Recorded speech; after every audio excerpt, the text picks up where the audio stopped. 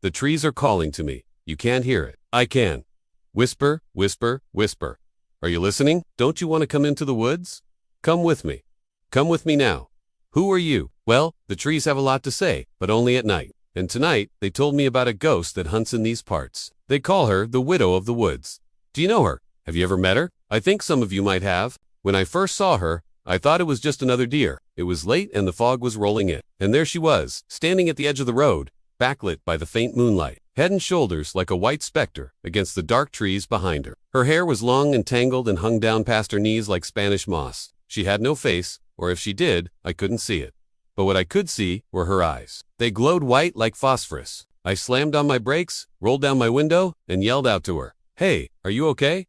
Do you need some help?" No answer. I sat there for a moment thinking maybe I should get out of my car and go check on her, but something in those eyes kept me rooted to my seat. Then she took a step forward and dissolved into the fog bank. When she stepped forward again, she was closer, but still she was surrounded by mist and I couldn't make her out. And then she moved off into the trees and disappeared. I didn't believe in ghosts then, but after seeing her, well, I wasn't so sure. So I got out of my car and walked into the woods. The trees were silent, but not empty. I heard a twig snap underfoot, something rustle in the underbrush. I turned around, but there was nothing there. Was I going crazy? Had I imagined the whole thing? I decided to drive home, but just as I reached my car, I heard a voice. It was like wind chimes, except they weren't wind chimes. It was coming from inside the woods. I stopped and listened. The sound drifted closer, growing louder and clearer, and then it stopped right outside my window. Are you listening? Don't you want to come into the woods? Come with me. My heart pounded in my chest. I knew that voice. I had heard it before. Well, of course I had. I live here. This is my forest. I hear its whispers every day. But never before have the whispers taken a shape. Never before have they spoken to me with such urgency. What was she saying? Why was she calling me into the forest? My mind screamed at me to run, but my feet were rooted to the spot. I wanted to scream, but my throat was hoarse. I wanted to make sense of what was happening, but I couldn't. All I could do was stand there paralyzed, while the whispers grew louder, closer. And then she appeared. She stood right outside my window, beckoning to me with one finger. Her eyes shone brightly in the darkness. In her other hand, she held a lantern, and I could see the light flickering in its depths. "Come with me," she whispered, her voice like silken steel. I wanted to, but I couldn't. I tried to speak, but no sound came out. And then the fog swirled around her, engulfing her form until she was gone. And the fog bank outside my window seemed to ripple and breathe like a living thing. I could feel its coldness seeping through my skin. And then I woke up. As the sun rose over the horizon, I climbed out of bed and went to my window. The fog was gone. The trees were bare and skeletal against the morning sky. And there in the middle of the road, I found a single white feather. I picked it up and stared at it in my hands. It was soft and downy, like goose down. Where did it come from? How did it get here? Was it hers? I had so many questions, but no answers. I looked out into the trees and imagined her standing there waiting for me. I felt a deep sadness, a profound loneliness, and I knew that whatever she wasn't evil. She was just lost and needed my help. I had to find her. I owed it to her. So I got into my car and drove back to the forest. I searched everywhere, but there was no sign of her. I walked along the road where I had seen her and found nothing but leaves and pebbles. I wandered deeper into the woods, calling out her name, but only silence answered me. As the afternoon wore on, I began to lose hope. Maybe I had imagined the whole thing.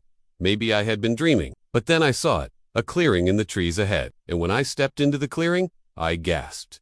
There in the center stood a weathered headstone. Moss and ivy crawled up its sides, obscuring the inscription. And at the foot of the stone lay that same white feather. I knelt beside the grave and brushed away the dead leaves. The inscription was old and faded, but I could make out the name. It read, Eleanor Vance, 1847, 1899. Eleanor, that was her name, but how had she died? And why was she trapped here? As I stared at the grave, I felt a sudden chill. The air grew heavy, and the trees closed in around me, their branches twisting and gnarling like skeletal fingers. The light faded from the clearing and darkness pressed in from all sides. A cold wind whispered through the leaves, carrying with it the scent of decay and death. The temperature plummeted and ice crystals formed on my eyelashes. I could feel the presence of something ancient and evil watching me from the shadows. Panic seized me and I stumbled back, knocking over the headstone. It cracked and splintered, revealing a hollow space beneath. I reached inside and pulled out a small leather-bound book. I don't know what I was expecting to find, but it certainly wasn't this. The book was old and smelled faintly of lavender. Its pages were filled with elegant script and strange diagrams. I flipped through it quickly, searching for answers. And then I saw it, a single sentence written in fading ink. Beware the widow of the woods. for she claims the souls of men and holds them in her spectral lullaby. Below it was a sketch of the ghost, the tall, gaunt woman with long flowing hair and glowing white eyes. I shuddered. Was that really her? Was she the widow of the woods? And what was this place? Why did she lure people in? I continued reading, desperate for answers. But the book made little sense. It was filled with half-remembered lore and cryptic warnings. And then it hit me. This wasn't just a book. It was a journal. This was her journal. And the widow of the woods wasn't a ghost at all. She was a human, or at least she had been. Whatever had happened to her here had twisted her soul and bound her to this place. And whoever had buried her had done so with the intention of keeping her here, of containing whatever evil she had become. But why? And what was that evil? I didn't know it then, but I was about to find out. As the last rays of sunlight faded from the sky, the forest around me grew darker and colder. The trees loomed over me, their branches clawing at the twilight. And then I heard it, a low, mournful sound that seemed to come from the very heart of the woods. It was a lullaby, and as I stood there listening, I knew that whatever evil had trapped her here was stirring. Whatever slumbering horror had been held at bay by her grave was rising. And as the widow of the woods sang, it grew stronger.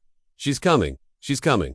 Can't you hear her? She's calling to me. She wants me to come with her. I ran from the clearing, stumbling over roots and rocks, desperate to escape. Behind me, I could hear the lullaby growing louder, closer, and then I felt it, a cold hand on my shoulder, a breath on my neck like the winter wind. And I knew I was too late. She had found me.